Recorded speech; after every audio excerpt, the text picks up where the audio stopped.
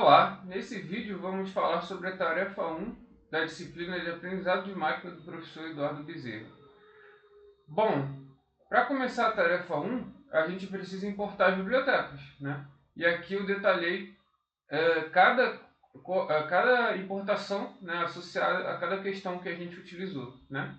Então, todas as bibliotecas aqui que foram utilizadas estão aqui por questão, ok? Beleza.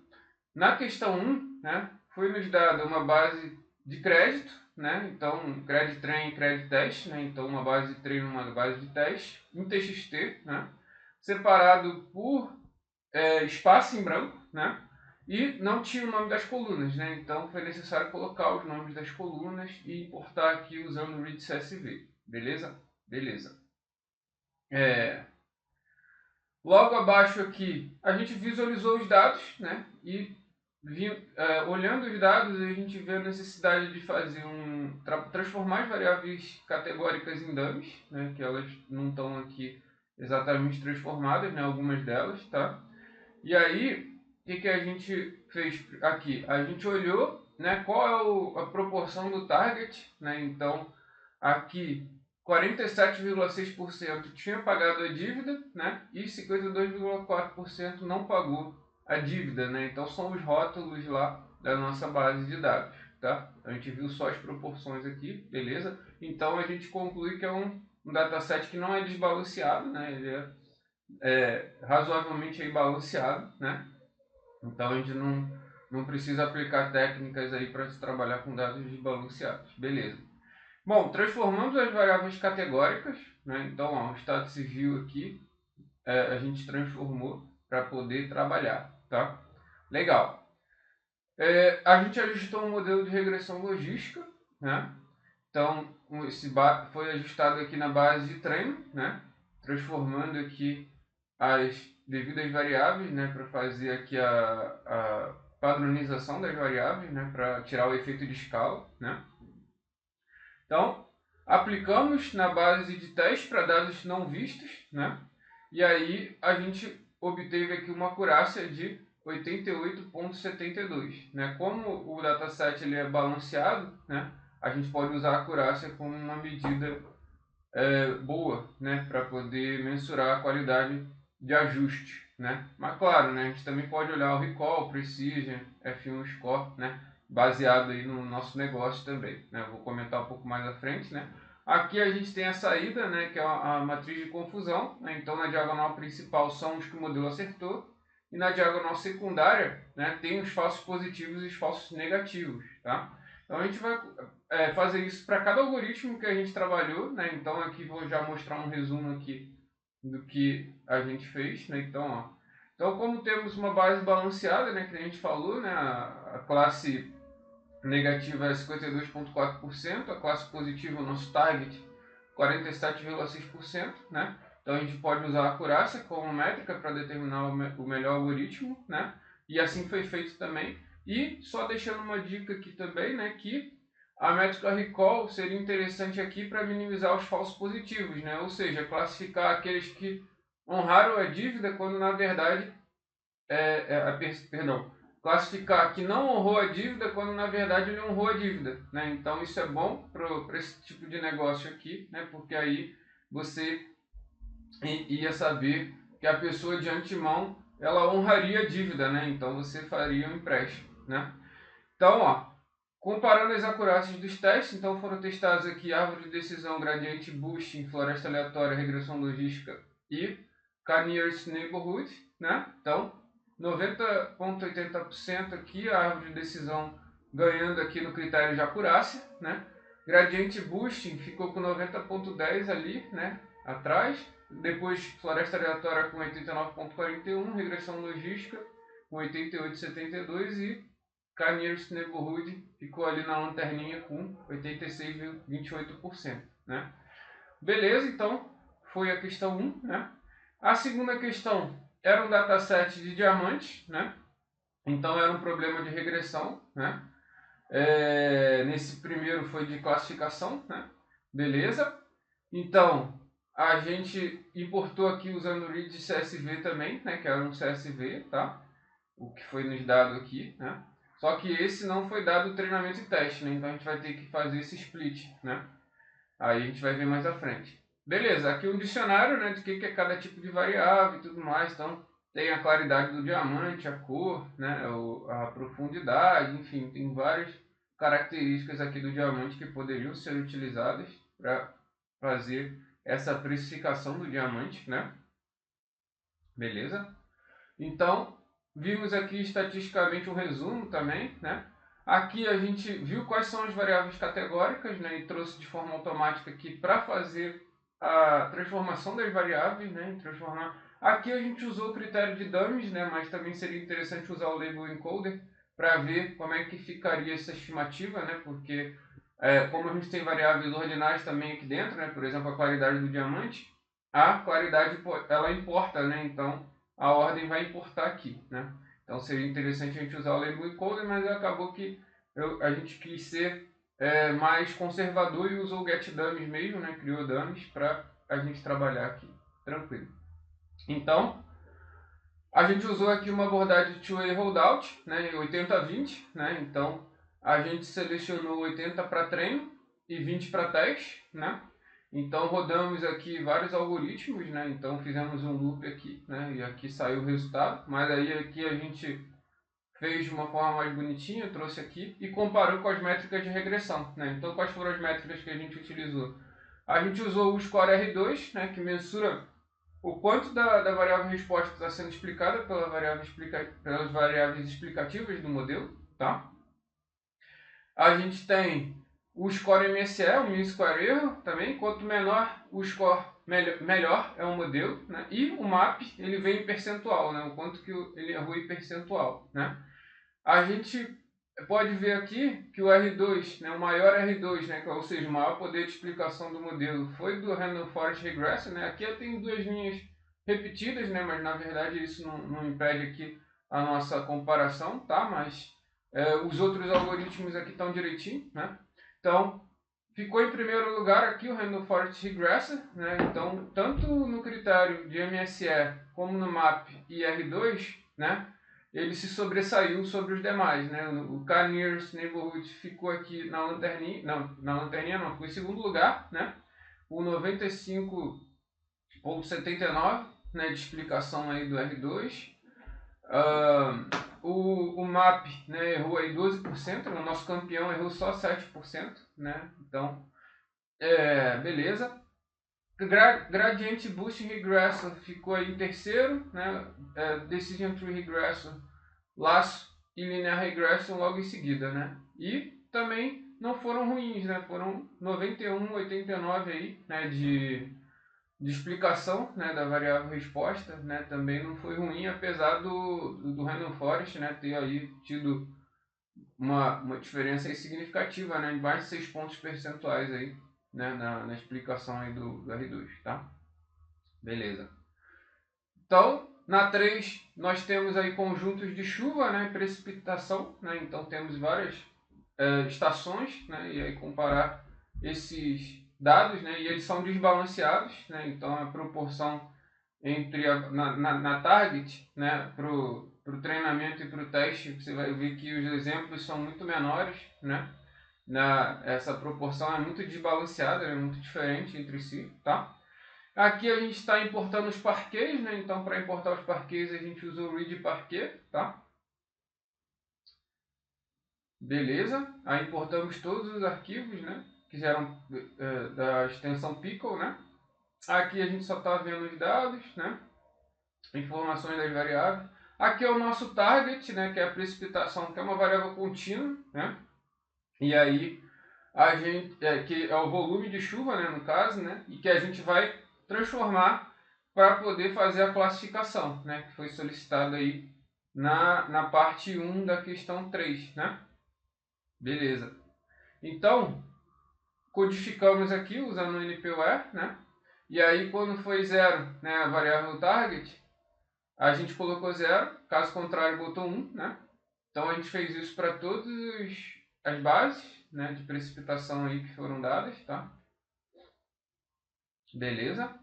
Aí depois a gente treinou os modelos, né? Então aqui a gente fez para cada caso, ó, o A602, a estação A602, né? Aí aqui a gente fez o treino, né? E aí a gente já usou a variável transformada, e claro, né? Tirando, né? Todo o target, né? Para que o modelo não use, né? Quando for aplicar para dados não vistos, para que ele não use as variáveis target, tá? Então foi transformada e também foi retirada a original, né? Para poder fazer esse trabalho, né? Aí a gente transformou, fez a padronização, né, para deixar na mesma escala. Depois a gente usou aqui um gradiente boosting com 100 árvores, né, no nosso ensemble, né? E depois a gente aplicou para dados não vistos, né? Obteve um recall de 84,38, né? Aí aqui a gente pode ver, aqui o legal é comparar o F1, né? Porque como a gente está com dados desbalanceados, né? O F1 Score ele produz resultados que são mais interessantes, né? Que é uma média harmônica do Precision e Recall, né? Então é mais interessante para a gente trabalhar aqui, né? Para ver a métrica que melhor performou, né? O modelo que melhor performou. Legal. E assim foi feito para todas as bases, tá? Então o gradiente boosting foi aplicado para todas elas, né, com 100 árvores, né, mesmo quantidade de hiperparâmetros também no modelo, né? Beleza? E vamos ver aqui no final, né, o nosso... Deixa eu ver aqui se eu comparei. Eu vou falar por caso a caso aqui, porque eu não cheguei a fazer um resumo aqui, mas vamos lá. Então, o F1 score daqui foi 91%, né, 0,91, tá? Da 602, né? Da 621 no gradiente boosting foi 0,95, né? Do 627 foi 0,92 também. Do 636 foi 0,94, né? E do 652 foi 0,96, né? Então os scores aí bem interessantes de F1, né? E aí agora o que a gente vai fazer? E só destacando aqui que houve também falsos positivos, né? Claro, né? Beleza. Então, o que a gente vai fazer agora? A gente vai aplicar técnicas de balanceamento, né? Então, para trabalhar com oversample, a gente vai tentar produzir de forma sintética, né, observações para que a gente consiga melhorar, né, essa estimativa aí do R2 e ver as métricas aí, né, se elas melhores e tudo mais, né? A varredura dos limiares a gente não acabou não conseguindo fazer aqui, tá? Beleza. Então, nós transformamos aqui aqui a gente usou as variáveis transformadas, né? Só puxei aqui só para ter novamente aqui, para ficar mais fácil aqui de gravar o vídeo, né? Mas a gente já tinha transformado antes. Beleza? Então a gente fez aqui o oversample, né? E comparou. Então, ó, igualou aqui as classes, né? Antes a gente tinha 9.366 para a classe negativa e para a classe positiva 914, né? E por meio do oversample, né? A gente aumentou isso para 9.366 e 9.366. Então a gente balanceou o dataset, né? E aí vamos ver se produz resultados melhores, né? Então, basicamente eu já adianto aqui, né, que todos os casos produziram resultados piores. Ó, F1 score 0,70, todos ali abaixo, né? Se você for lembrar, todos foram acima de 90% ali em cima, né? Aqui foi tudo 0,70 e pouco, 0,80 e pouco, né? Então, nenhum deles produziu F1 scores melhores, né? Então, não foi útil, né, essa técnica para fazer esse trabalho, né? Então, todos os resultados foram piores quando criados dados sinteticamente por meio do oversample, né, comparando tanto as métricas de acurácia como também o F1, né? Então, também a acurácia também, né, a gente pode ver que não melhorou, tá? Beleza.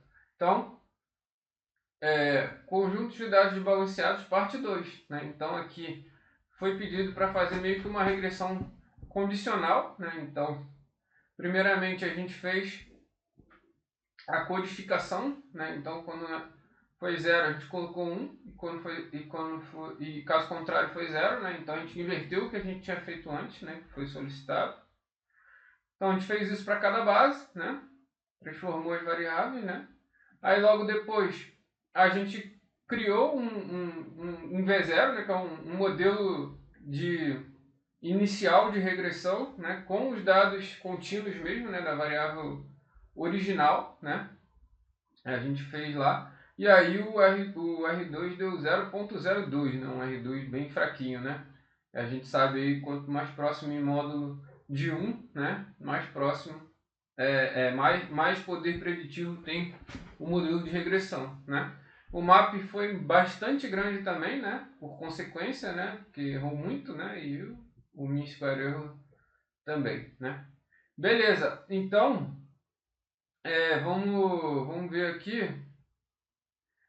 Aqui a gente vai criar um modelo de classificação que a gente escolheu aqui, a regressão logística, né? E aí a gente classificou, né? E todos os resultados que deram 1, né? Independente dele ter acertado ou não, né? Ou seja, o 18 ele acertou, né? Então ele acertou o 18, mais 15 ele errou, né? Então a gente pegou todos esses 33, né? Então todos esses 33 foram a gente pegou aqui, né, para poder, a gente pegou os índices deles, né, a gente fez a predição do modelo, né, pegou os índices correspondentes às linhas, né, do dataset, depois a gente pegou isso e treinou o nosso regressor, né? Então, para cada caso em que a gente obteve na predição, a gente obteve aqui o nosso regressor em cima dessa análise aqui que a gente fez, né?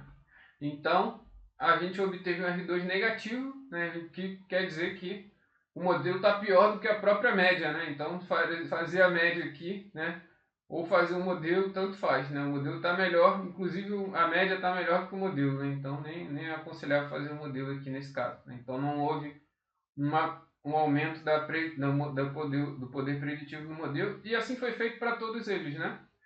E também, né, ó, o R2 foi 003 na estação 021, né? E depois de ter feito o regressor condicional, foi para menos 7,5 também, né? Todos eles ficaram negativos após a regressão condicional, né? Então, ó, 0,02, depois foi para, esse no caso é o 627, né? Foi para menos 13, né? E assim por diante, né? Então, ó, 0,02 também foi para na última, né, que é o, cadê? Deixa eu ver aqui. 636, né? Foi para menos 23 e o 652 de 0,007 também foi para negativo aqui, né? Então, ó, menos 2,09, tá? Então a gente viu aí que não deu muito resultado, né? Fazer essa criatividade aí. Beleza. Calibração de modelos aqui então na 5, né? Então a gente fez aqui o calibration curve, né?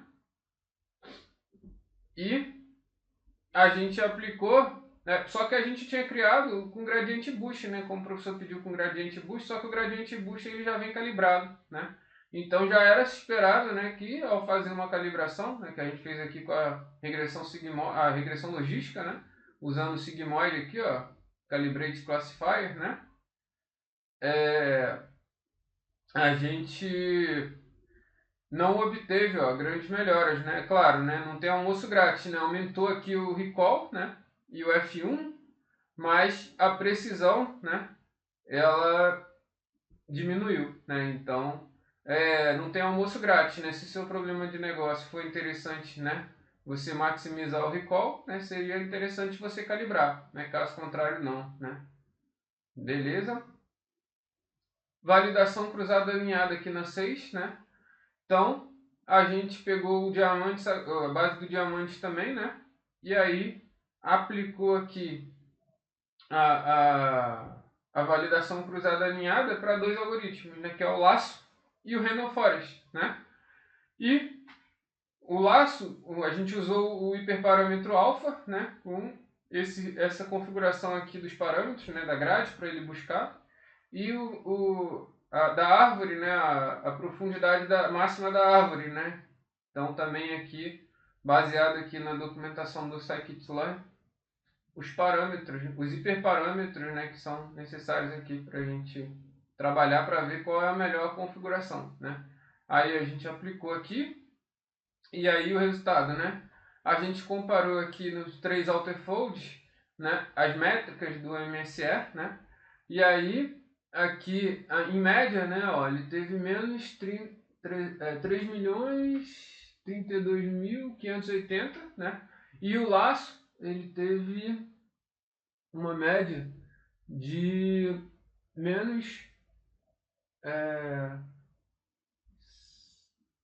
não, calma aí, aqui é 30 milhões 325, não, 3 milhões 32.580, aqui é 617.180, né? Então foi menor, né, o do laço, né? Portanto, ele foi o melhor modelo, né? Ele teve o melhor MSE, né? Ele teve a melhor estimação do erro de generalização, né? Quando a gente fez aí o cross validation, né? E o hiperparâmetro selecionado foi o alfa igual a 10, né? A gente fez a segunda abordagem, né? A gente fez aqui o Grid Search CV, né? A gente aplicou o Grid Search e depois a gente fez o fit do Final Regressor, né? Então a gente aplicou a abordagem 2 aí, que foi ensinada aí pra gente, né? Então, o melhor modelo escolhido foi o laço com hiperparâmetro de 10 e o erro de generalização foi esse aqui, né? Bom, então é isso, né? A gente termina aqui a nossa tarefa 1, né? Vamos para a próxima. Valeu, professor. Tchau, tchau.